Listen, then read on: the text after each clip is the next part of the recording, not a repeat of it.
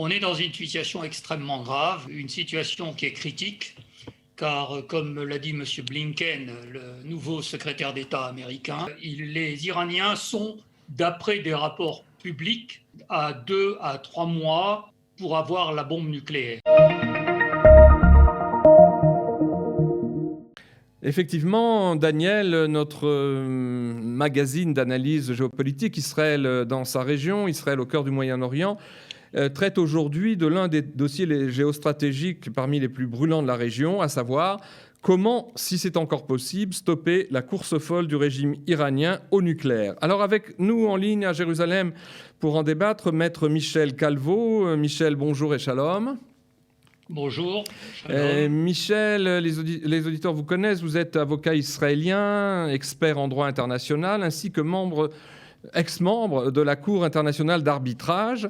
Vous êtes aussi l'auteur de plusieurs ouvrages, dont le dossier Arafat et d'un autre livre en anglais, devenu un ouvrage de référence intitulé « Le Moyen-Orient et la Troisième Guerre mondiale ». Alors, avant de vous poser une question, je voudrais préciser que vous venez de réaliser une étude documentée, à paraître, intitulée « Le droit de se défendre pour prévenir l'apocalypse, une question de survie concernant l'Iran », dans laquelle justement vous mettez en garde les autorités israéliennes et américaines contre les intentions avouées et vous le montrez, bien organisé déjà, du régime intégriste islamiste d'Iran de rayer Israël de la carte dès qu'il le pourra. Alors, j'ai une double question par rapport à cette étude, qui d'ailleurs qui est la raison de votre invitation dans notre studio. Est-ce que vous estimez donc que les Iraniens veulent la bombe atomique non pas seulement pour servir à appuyer leurs ambitions hégémoniques régionales, stratégiques sur le théâtre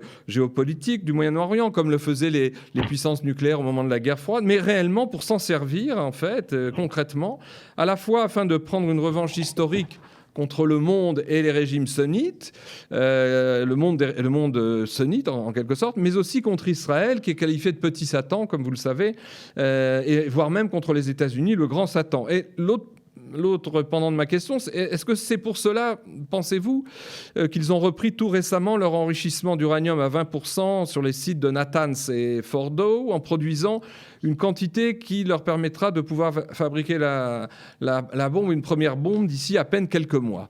Est-ce qu'on est dans une situation de compte à rebours?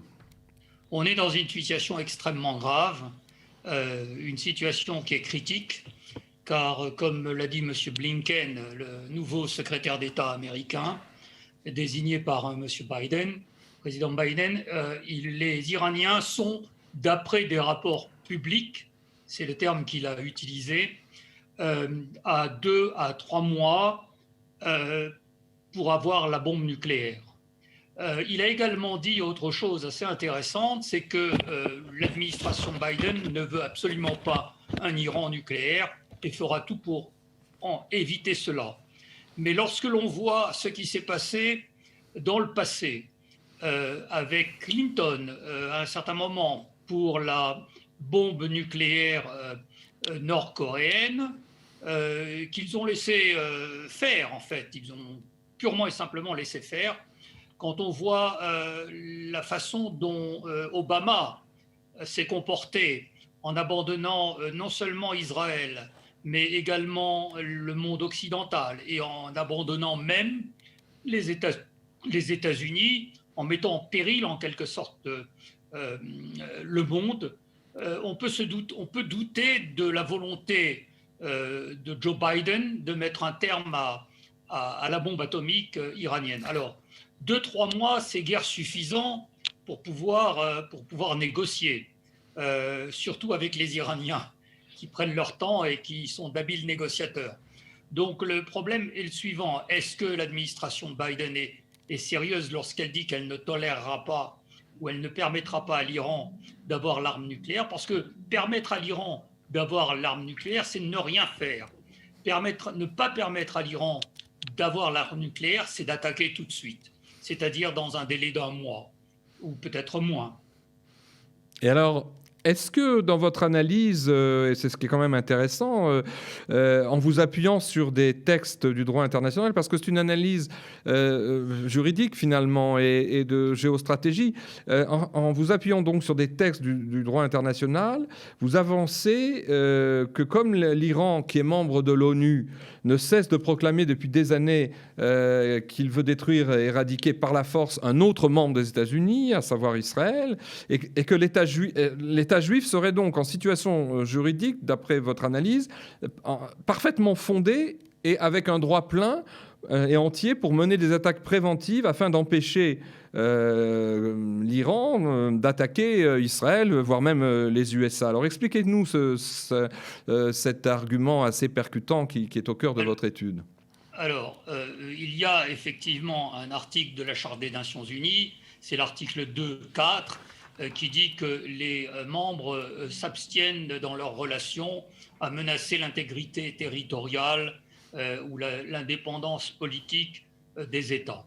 Or, l'Iran, depuis des années, n'a pas arrêté de dire qu'elle allait annihiler Israël, qu'elle allait mettre fin à l'État d'Israël et que ceci était une nécessité du monde musulman.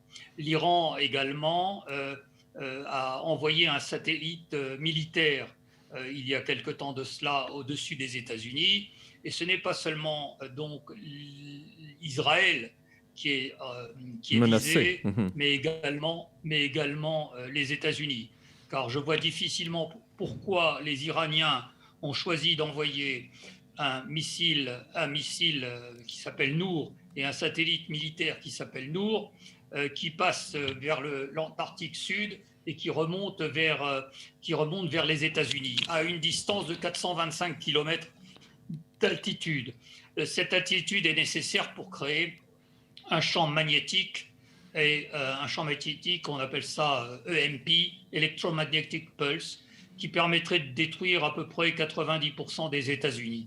À 425 km d'altitude, il est possible de faire exploser une bombe atomique et de réduire à néant, en très peu de temps, 90% de la population américaine.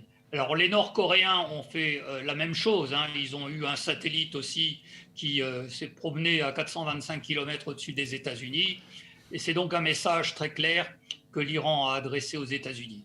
Et l'Iran, par la voix d'une de ces organisations, a déclaré que, effectivement, ce missile est passé, ce satellite orbite est passé au-dessus des États-Unis à 425 km, dans le but de démontrer aux Américains qu'il y aurait la possibilité de mettre un terme à la présence américaine sur son territoire. Car après une telle explosion, à part 90% de la population américaine qui serait annihilée, tout le monde serait renvoyé au Moyen-Âge, disons, ou peut-être à l'âge de pierre, parce que toutes les installations électriques sauteraient, toutes les installations, ou pratiquement toutes les installations nucléaires, c'est-à-dire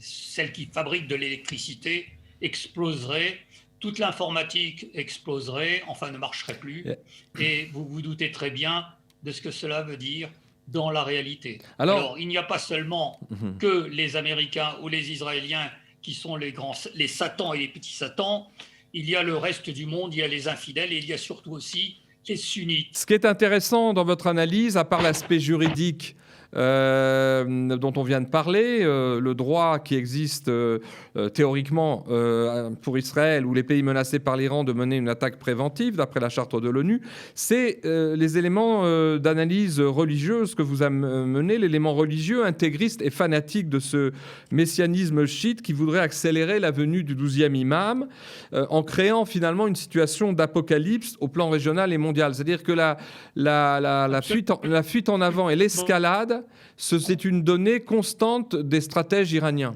Le but de l'armée iranienne et des gardes islamiques, c'est la mission du djihad dans la voie de Dieu, c'est-à-dire en étendant la souveraineté de Dieu sur toute la terre.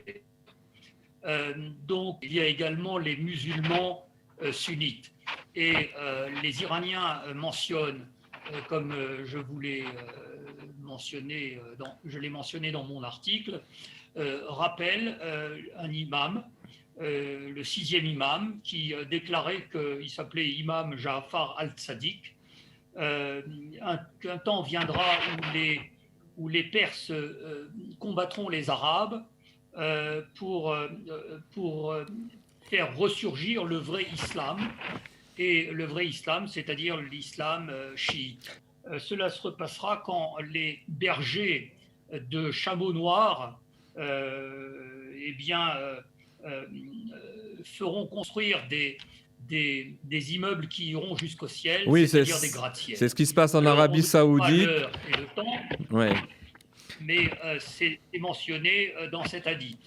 Alors, Michel Calvo, une fois qu'on a dressé le tableau assez, je dirais, pessimiste et quasi apocalyptique des intentions iraniennes, comment voyez-vous qu'Israël pourrait agir dans la direction que vous préconisez dans cette analyse, à savoir une attaque préventive après le départ de Donald Trump de la Maison-Blanche, et avec des gens comme Joe Biden et Anthony Blinken, son secrétaire d'État, c'est-à-dire son ministre des Affaires étrangères, qui, comme vous le signaliez, a effectivement prononcé juste avant l'investiture de Biden la semaine dernière un discours au Sénat dans lequel il disait qu'on était entre 3 et 4 mois de la possibilité pour Téhéran de disposer d'une bombe nucléaire, d'une part, mais d'autre part, qui a réitéré les intentions de la Maison-Blanche de négocier, de réintégrer éventuellement le pacte de Vienne, et signé en 2015, et donc une logorée, je dirais, qui dit une chose et son contraire,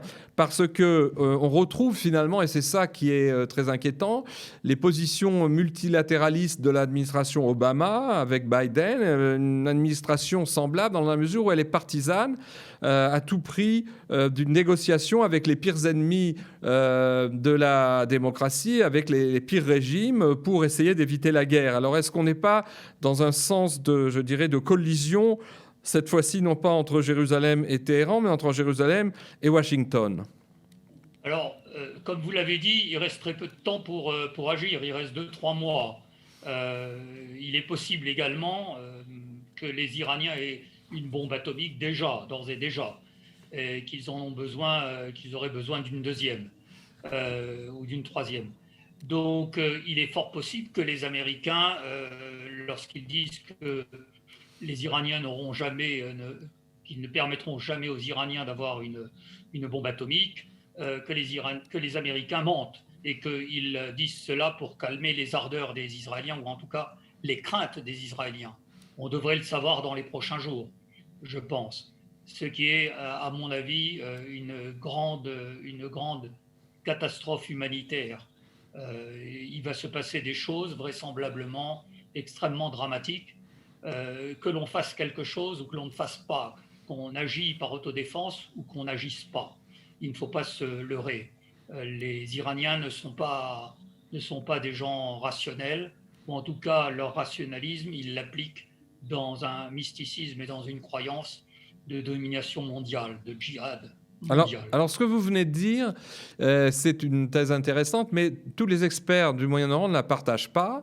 Il m'est arrivé sur ce plateau d'interviewer plusieurs spécialistes de l'Iran, comme vous, mais qui disent que d'un côté, il y a les aspirations religieuses, les aspirations de revanche chiites vis-à-vis du monde sunnite, et contre le petit Satan israélien et contre le grand Satan américain. Ça, c'est une chose. Mais disent-ils, au niveau de la gestion quotidienne, pragmatique, des affaires stratégiques, eh bien, les ayatollahs seraient empiriques et auraient aussi un goût de la mesure qui tient compte des risques qu'ils encourent à tout faire sauter. Alors, est-ce que prévoir que tout risque d'éclater dans les semaines ou les mois qui viennent, est-ce que ce n'est pas une vision qui fait l'impasse sur un certain réalisme tout de même qu'on a pu mesurer jusque-là des dirigeants iraniens?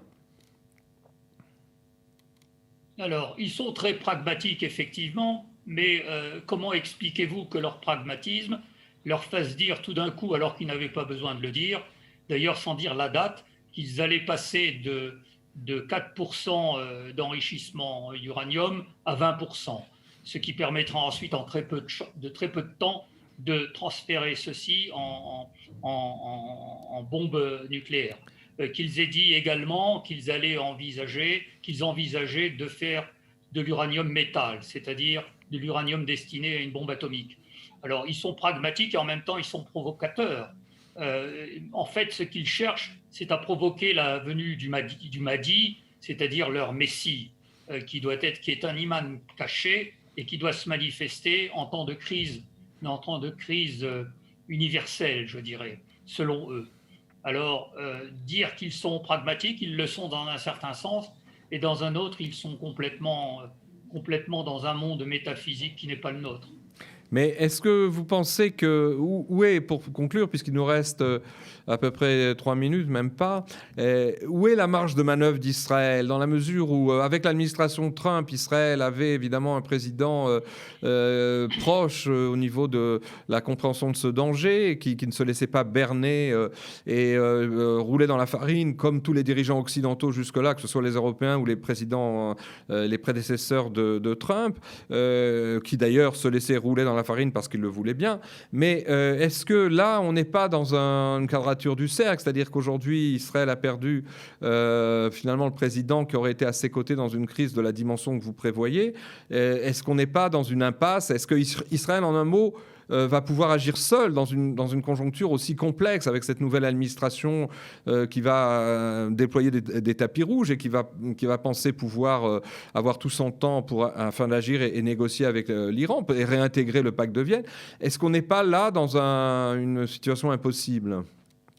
Écoutez, tout le monde s'est renvoyé le bébé. Clinton pour la bombe nord-coréenne a renvoyé ça à Bush. Bush a renvoyé ça à Obama. Obama a renvoyé ça à Trump. Et Trump, malheureusement, n'a pas été réélu et a été obligé de renvoyer le bébé parce que s'il avait attaqué l'Iran, eh bien, je crois qu'on l'aurait lynché. On aurait pénétré, on l'aurait lynché. Non pas au Capitole, mais on l'aurait lynché à la Maison-Blanche. Donc, il appartient aux Américains de savoir quel est leur intérêt. Il appartient aux Européens de savoir quel est leur intérêt. Et je crois que leur intérêt est de mettre fin à cette mascarade et à cette tromperie internationale que les Iraniens font. Les Iraniens, malheureusement, mettent en péril l'humanité. Je dis bien l'humanité entière. Et ils ne sont pas les seuls d'ailleurs, parce qu'il y a aussi ces fous de Nord-Coréens avec son président, son dictateur, et qui lui aussi a des folies de grandeur.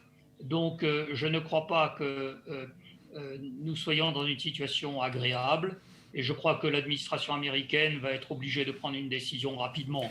Quoi qu'il en soit, s'ils ne prennent pas la décision, rien n'empêche les Israéliens de prendre le train en marche et de protéger le peuple juif.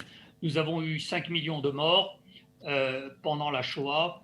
Eh bien, je ne crois pas que nous puissions prendre le risque d'avoir encore 2 ou 3 millions de morts en Israël. Alors, je vous remercie, Michel. Je voulais simplement rappeler, comme balise en conclusion de ce débat, que le premier, il y a à peu près 30 ans, avait mis en garde la communauté internationale contre le cocktail explosif d'une bombe atomique dans les mains des Iraniens, c'était Shimon Peres, oui, avant Netanyahou d'ailleurs, qui avait averti la communauté internationale en disant que la trilogie d'un régime totalitaire qui disposerait d'armes de destruction massive, on avait connu ça avec Saddam Hussein, mais qui, en plus, et c'est ça le troisième terme, est un régime fanatique au plan religieux. Ce cocktail est extrêmement explosif, et c'est ça qu'il faut empêcher. Et déjà, Israël était sur une position d'avertissement il y a déjà presque 3 décennies. Or, aujourd'hui, évidemment, le Premier ministre israélien répète à l'envi que Israël, en aucun cas, ne laissera l'Iran disposer de l'arme nucléaire. Et donc, la boucle, semble-t-il, serait en passe d'être bouclée. Et comme on dit en hébreu, à Yamim Yagidou, les jours nous feront la démonstration de ce qui pourra advenir dans une situation si compliquée. En tout cas, je vous remercie, Michel, d'être venu et d'avoir consacré votre temps à cette interview. À bientôt, je l'espère, avec de bonnes nouvelles et une bonne santé pour tout le monde.